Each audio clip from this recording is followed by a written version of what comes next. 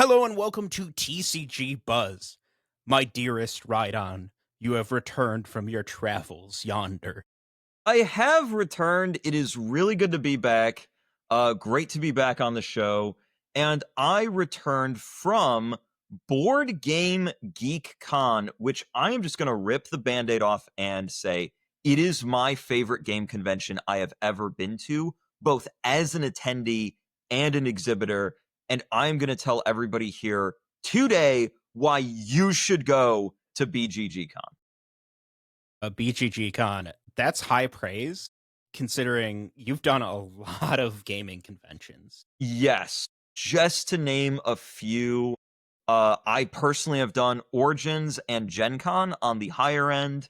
I've done DaiCon on the lower end. I've used to work for both Bushiroad and ARG, which would run essentially their own little mini gaming conventions with their tournament scene, right? Like that's basically what they are. And at Speedrobo Games, many of our executives have been to many other game conventions and have told me about them. Many Protospiels, statewide conventions. PAX is like the only big game convention. Yeah, actually, if any of you have been to a PAX event, particularly PAX Unplugged, but really any of the PAX events, please let us know your experience in the comments, because we've never been and we're considering it. Yeah, we've never been. Well, Jacob, you and I have never been, but Ryan Higgins, president of Speedrobo Games Australia, has been, and he swears by it. He loves PAX Unplugged. BGG.Con, as we are going to call it from now on, because that's way shorter. Yeah. Board Game GeekCon. It is where? So it is in Dallas, Texas, and this year it was at the Reunion Tower. Now, this is the first year it's been at the Reunion Tower, but I am fairly confident that this is going to be their permanent location moving forward. As far as I know, that is the case, which is great because the venue is incredible. It is shockingly easy to get to, given that it is in the middle of Dallas, Texas, which is like the European mind cannot comprehend the highway layout in Dallas. Like it's literally like anthill shit. Like you have to drive through an anthill to get anywhere. But like given that, it is like really easy to get to, and there is a hotel in the venue, which is fantastic. You know, some cities have a highway. Dallas is a highway that has a city. Yes, literally yes.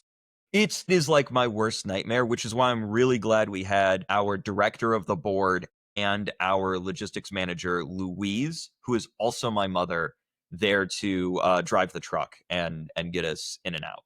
Hi, Louise. Shout outs. She's I know watching. You're going to be in the comments. Always. Yeah, so a little bit more about the venue.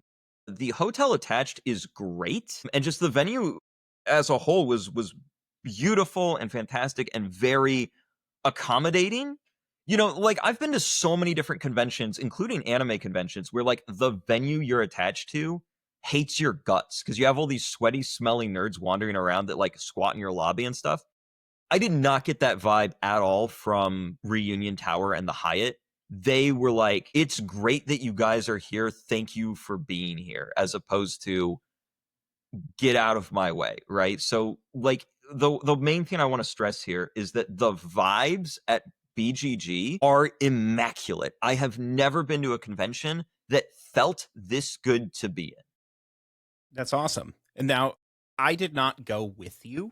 I was manning the fort while you were gone, running the company, running TCG Buzz as well. We put out that amazing episode that Kevin Two Lanes and I did about the worst TCG sets ever. Really had fun with that.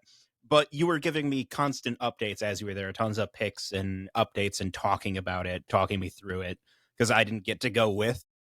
Yeah.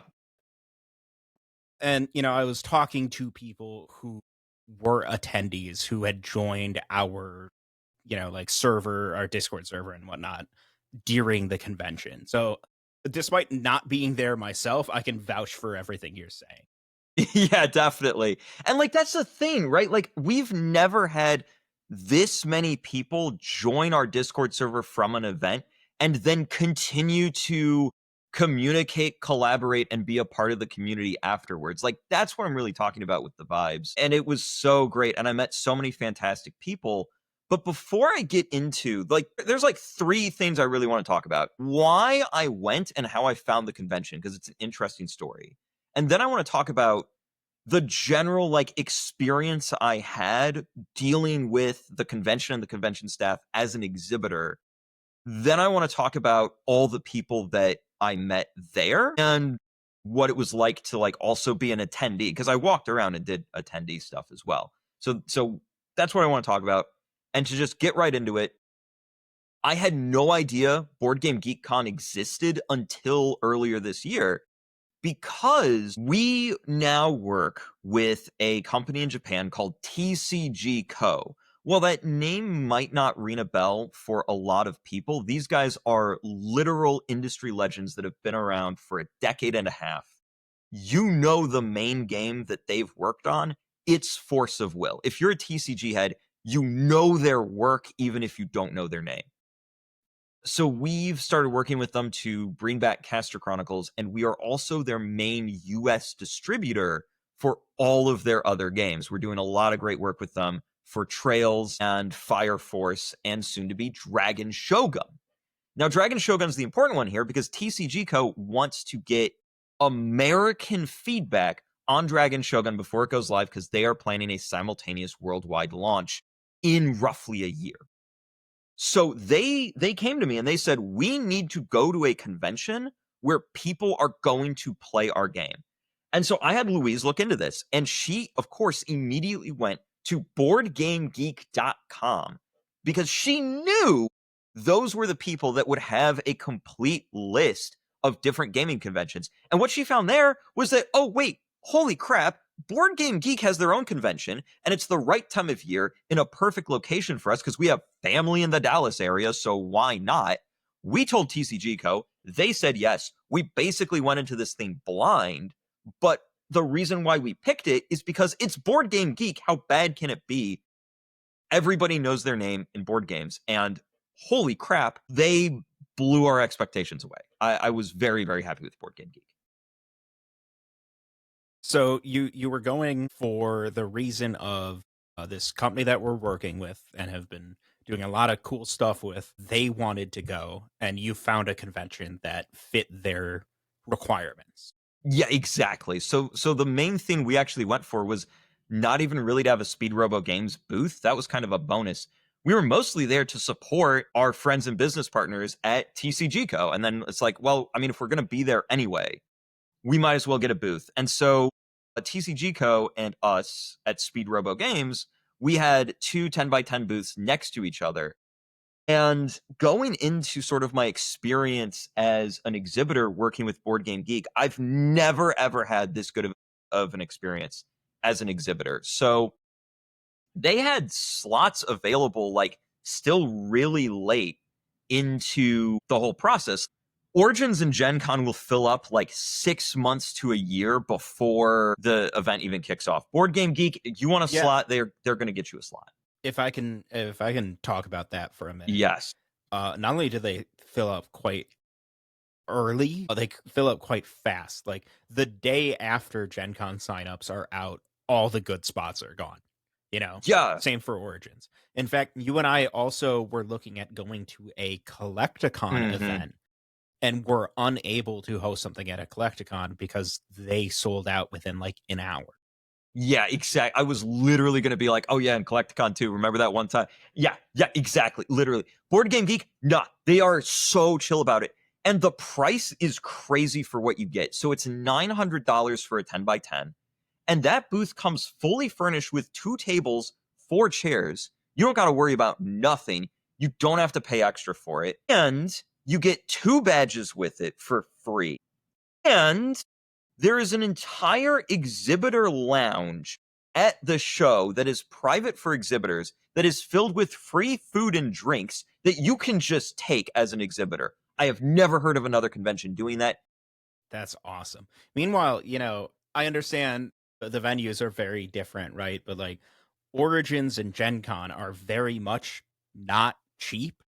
No. And they charge you a lot extra for things like electricity Mhm. or chairs or any number of things, to the point where I know they work with like an outside contracting firm for all of that. So it's not like Gamma directly, but it's really, really expensive, to the point where sometimes we've done booths and just said we're not paying for electricity and brought like our own like portable batteries. Yeah, exactly. But with BGG, it's just flat $900. Don't worry about it. Like, that is such a massive peace of mind. And it gets even better. You know, Jacob, what a pain in the ass finding a hotel room for Origins is. How Absolutely. BGG does it is the attached hotel, they reserve a massive block of hotel rooms exclusively for exhibitors. So you guaranteed have a hotel room waiting for you. That's great. And guaranteed to be right there. Exactly. It's amazing.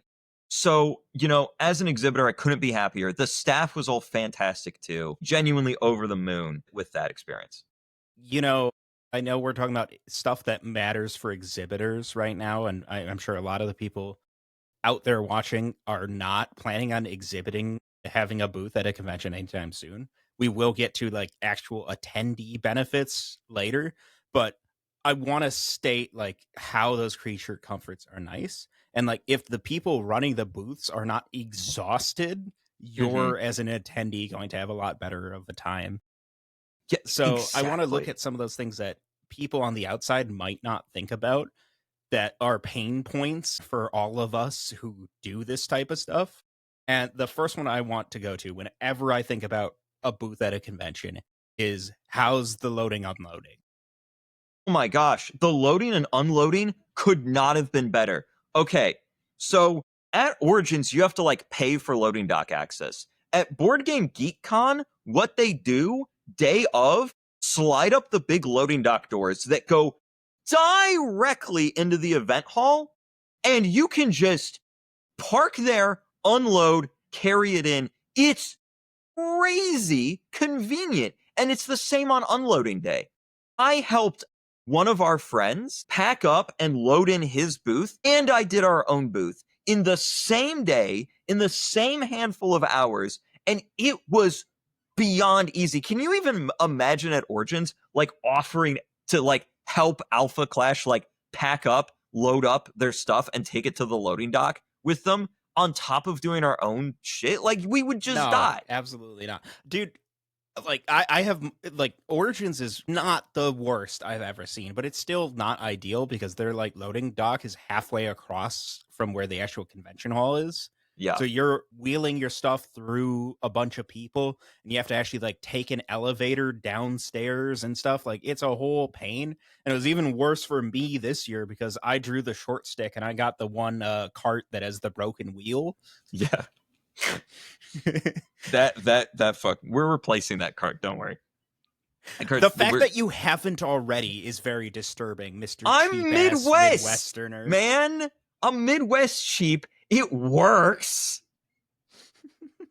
Shut up. But like, dude, I'm telling you, the loading dock is literally 50 feet. It was literally 50 feet from my booth. Like, I'm not even kidding. Like, it was incredible. I could not be happier. And there's one more thing BGG.Con does for their exhibitors that I really have to highlight. The Board Game Geek store is inside the vendor hall, in the back of the vendor hall. So anytime anybody who's just there to play board games gets like a voucher to get something free from Board Game Geek, they have to go into the vendor hall and walk past all of the booths in there to get their shit. They didn't have to do that. Yeah. Yeah, That's amazing. I'm thinking about how most gaming conventions are layered, and it's pretty much always the exact opposite. They put the highest traffic things right at the entrance, the big booths, then it's Hmm. your medium guys, then your small guys, and then your artist alley, you know. Yeah. No, literally the opposite at Board Game Geek.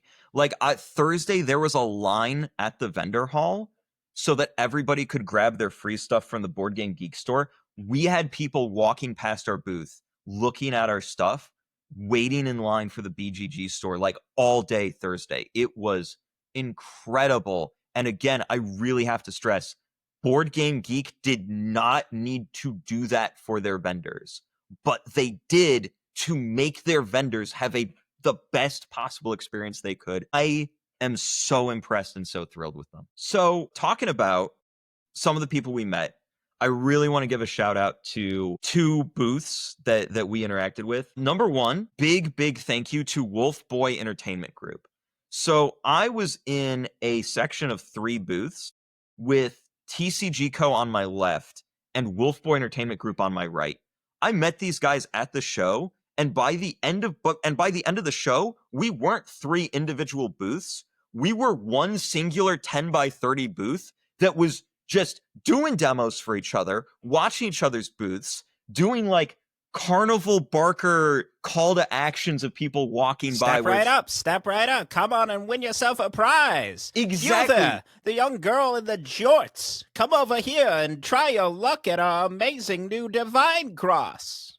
Try out some Dragon Shogun. Yeah, we were doing that. I was doing that, and it was great because I would be like, hey, if anybody, walked past my booth and then, was like, oh, hey, I want to like demo at Wolf Boy, I would go over and be like, hey, thank you so much for supporting our friends at Wolf Boy Entertainment Studio. I saw you bought Pizza Faction from them. Have some free promos and shit. It's on me. Thank you for supporting our friends. Right? And just stuff like that. And like, Wolf Boy brought us pizza. Like, they're cool. They were just such cool dudes, and they're incredible graphic designers too, by the way.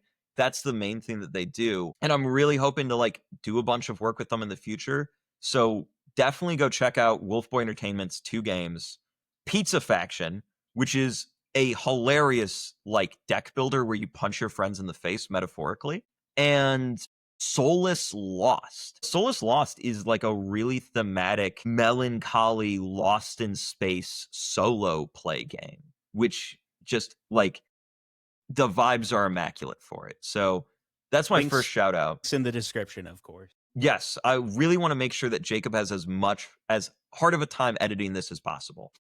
And then the second booth I want to shout out is Play Games and Studio Spicy, spelled with a 1. Also, super chill dudes. I was actually walking around the vendor hall, and the artwork for Spicy's game Mythmash just caught my eye immediately. And I was like, I have to buy this just on artwork alone. It was $20.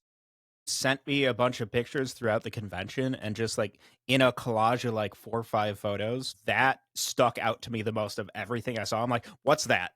I want to know that. I like that. Show me that. Yeah. And then what was so cool about it is I was talking to Sam, the president of Studio Spicy. Super chill, bro. The 2 of us have a lot in common.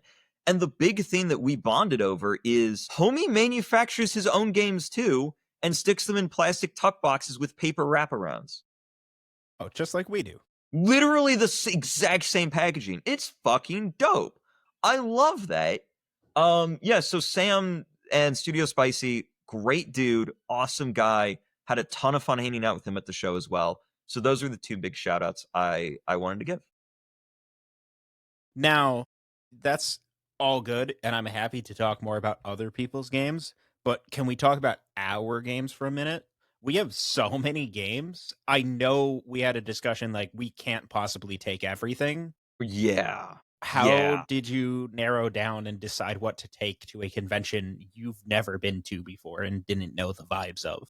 So there was like 3 criteria for what I was going to take and what I was specifically going to set up as demo. Because we took a little bit of everything just as product on hand, but there was only about 3 games we could have out for people to play and try. 4. We managed to make it 4. And so the first criteria was who is going to be there with us, right? Like, number 1, if you're the developer of the game and you're coming with us, you are going to get a spot demoing. And for this convention, the CEO of Illyriad Games Limited, James Nieswand, was actually joining us for the show. So obviously Illyriad Empires was there, and James was there signing copies of his game on Saturday and Sunday. So that was criteria number 1. Now his game's like a strategy board game with like hex placement stuff, right? Yeah. So I always describe it as it's a little bit Catan, a little bit Dominion, and a little bit Risk. But what I realized is at this convention, by the way, because one of the attendees told me this, subconsciously when I was making this game, I recreated a board game I used to play with my uncles called Small World. I basically just remade Small World on accident. And as soon as, because I totally forgot Small World existed. And as soon as this attendee was like, oh, so it's like Small World, my jaw hit the floor and I'm like, oh shit, you're right. I just remade Small World. And he was just like, actually, that's dope. And I'm going to buy a copy right now because Small World's my favorite board game of all time. And I'm like, sick. Then you'll love this. So that was super fun. And then the second criteria of what I was going to bring is what our new games were.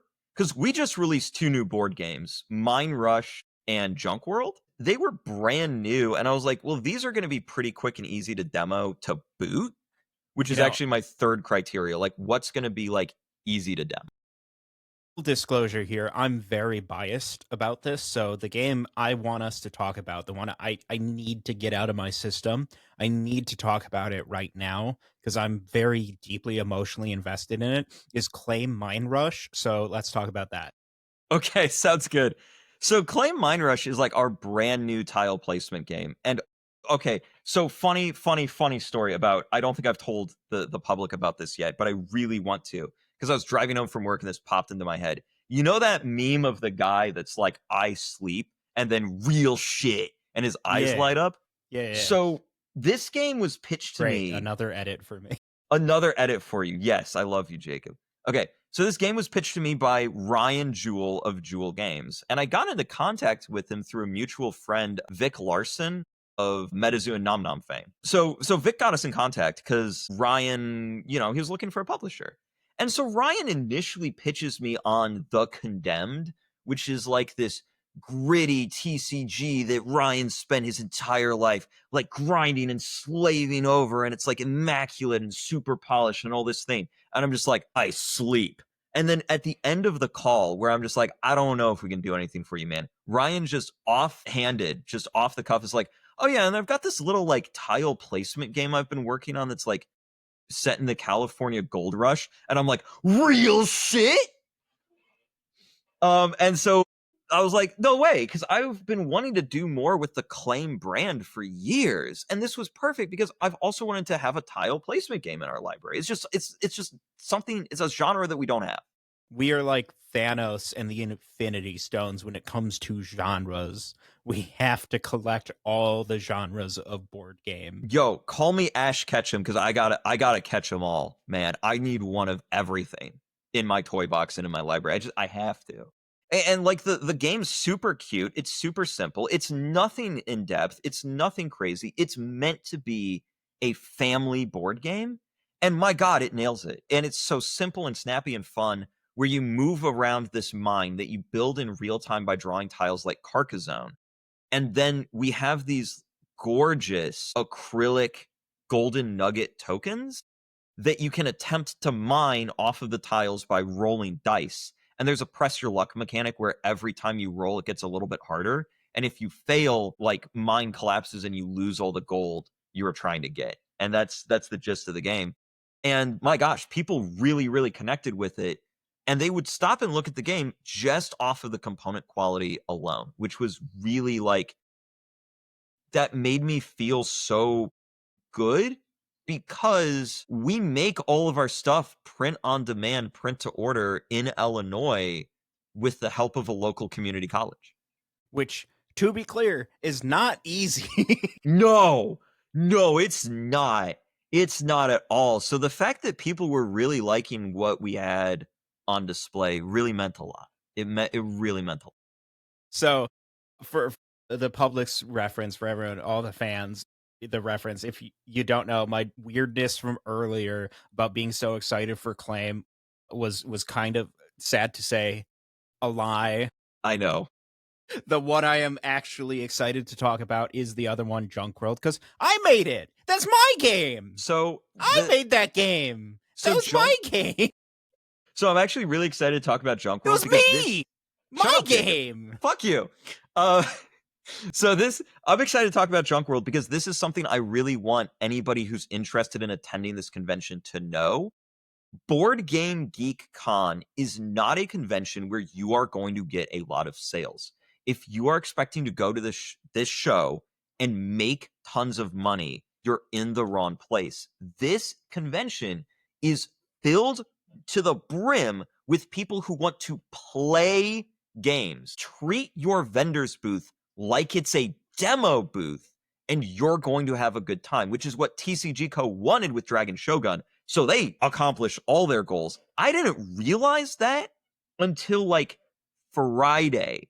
So for the first day, I was doing like my normal Origin salesman thing. And then I realized, oh, that's totally the wrong approach. So we changed up our booth and had a dedicated spot for people to sit down and go hands-on with Junk World. And the second we did it, copies of Junk World started flying out of our booth. It was easily our best seller. People just loved getting to go hands-on with the game.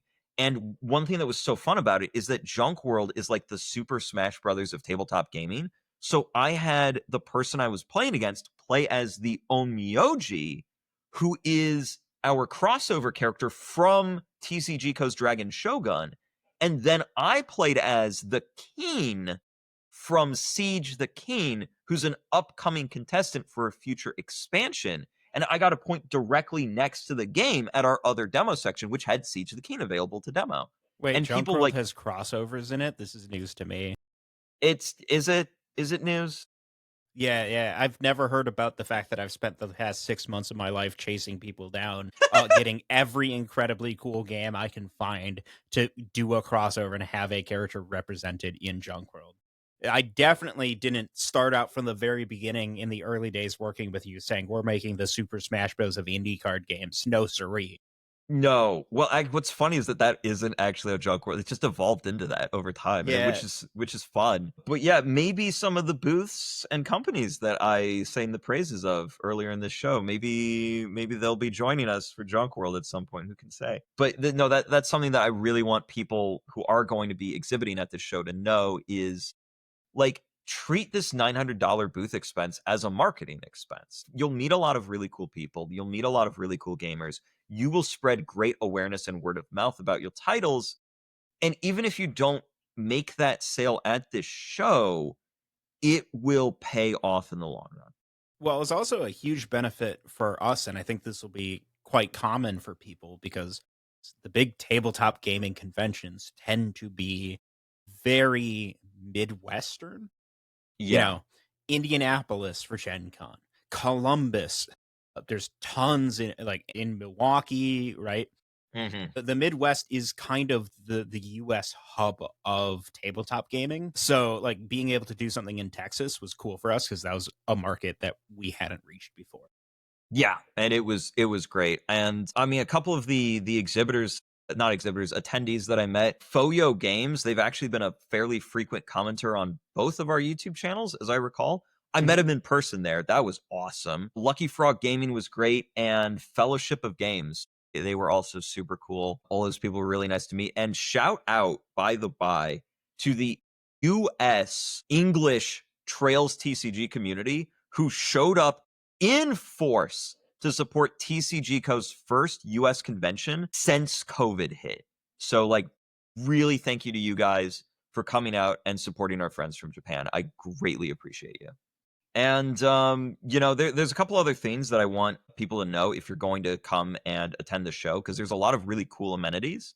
So there's a massive game library that Board Game Geek has that they carry around. And me as a exhibitor there, I actually just went in and just donated a copy of everything there. And so, like, I strongly recommend if you do go to the show as an attendee, go to the library and check what's new, because they have a whole new section. So check what's new, because odds are there's going to be a booth there. So, like, I had somebody pick a copy of Caleb Nelson's Necromancers off of the library shelf and look at it and be like, "Oh, that looks cool," and immediately run over to our booth and buy it. Like, like that stuff like that is really cool, and they have a ton of just different events meant for you to sit down and play. So if you really want to try new games, find new games, or if you are an avid gamer and you just have nobody in your life to play with, please come to Board Game GeekCon. You won't regret it. And that's just what I have to say to everybody listening in general. Please come to Board Game GeekCon. You won't regret it. All right. That's where we're going to end today. If anyone has any comments or questions about Board Game GeekCon or the other gaming conventions, leave them in the comments down below. We're already big Board Game Geek fans. Like, I've spent tons of times in the forums over there, and they're a genuinely amazing resource for the type of work we do. Yeah. So go support them. I'm a huge proponent of games preservation, and there is nobody in my industry that does it better, more, or works harder to make it happen than Board Game GeekCon. I just thinking about the amount of board games that we would know nothing about and have no record of if it wasn't for the fine folks at Board Game Geek makes me terrified, frankly. They're doing some essential work, and so, you know, chuck $900 their way to get a booth there if you're an indie game dev. Give them $150 for an entire, it's $150 for an entire week pass for Board Game Geek, bro. Like, yes, do it. It's worth it. You need to go to Board Game GeekCon. And I'm done. I'm out. Jacob, cut the film.